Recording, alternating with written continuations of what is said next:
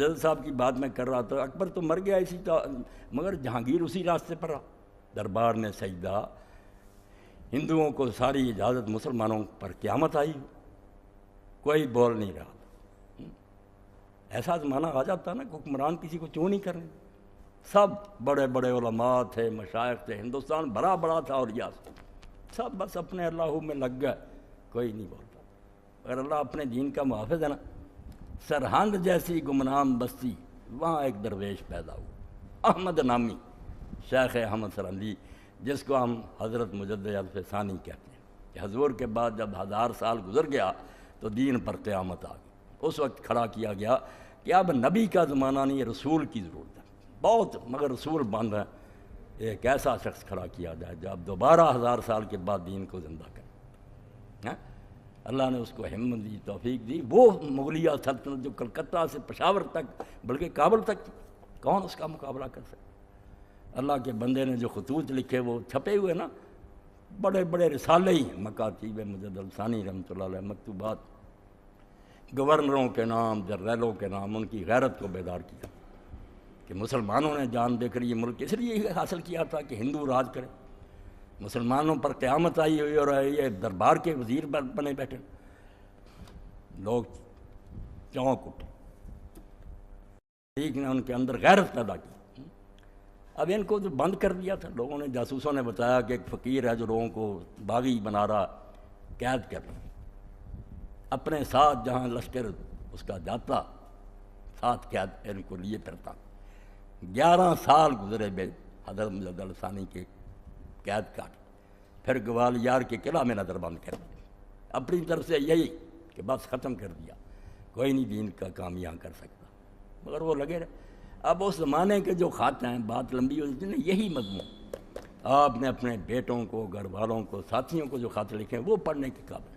اللہ پر ایمان تھا نا، آپ نے فرمایا بچوں پوری زندگی مجھے دین کی باتوں میں وہ لطف نہیں آیا، نہ نمازوں میں، نہ روزوں میں، نہ قرآن پڑھنے میں، جو اس قید میں مجھے نصیب ہوا، ان مصیبتوں میں جو لذت آئی وہ نہیں آئی۔ یہ کڑوی دعا سے جو شفا ہوئی وہ میٹھی گولیوں سے نہیں، دل سے لکھی۔ اور پھر آپ دیکھتے ہیں نا، اپنے بیٹے کو لے کر یہ نالائق جو جاوید اقبال مجدد صاحب کی قبر پر گیا، علامہ اقبال، اور وہاں جو نظم لکھی ہے اس میں یہی کہا، حاضر ہوا میں شیخ مجدد کی لحد پر، وہ خاک جو ہے زیر زمین مطلع انوار۔ کہتا مٹی کی قبر نہ سمجھو، وہ زمین پر آسمان کے سورج کی طرح ایک روشن منار ہے۔ اس کی تاریخ بتاتی ہے کہ اللہ کے بندے جب کھڑے ہو جاتے ہیں پھر اللہ آپ ان کے ساتھ ہوتا۔ گردن نہ جھکی جس کی جہانگیر کے آگے، ہے جس کے نفس گرم سے گرمی ہے حرام۔ جب پکڑ کر منگوایا دربار میں جاسوسوں کے بتانے پر، پیشی ہوئی، آپ نے سجدہ نہیں کیا، السلام علیکم کا۔ اب وہاں تو یہ جرم تھا کہ بادشاہ کو السلام علیکم کا، سجدے میں پڑھتے تھے، علماء تک نے کتاب میں لکھ دی کہ سجدہ تعظیمی جائز۔ اس نے کہا آپ نے سجدہ نہیں کیا، فرمایا جو گردن خدا کے سامنے جھکتی ہے وہ جہانگیر کے آگے نہیں جھکتا۔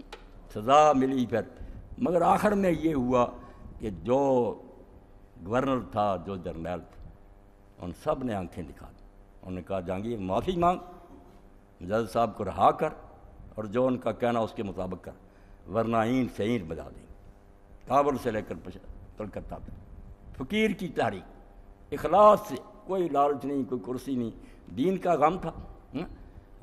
وہی جہانگیر معافی کے لیے گیا، آپ کو آزاد کیا، اپنے بچے شاہ جہاں کو مرید بنوایا حضرت کا، اور جو حکم دیا ساری سلطنت نے اس کو جاری کیا۔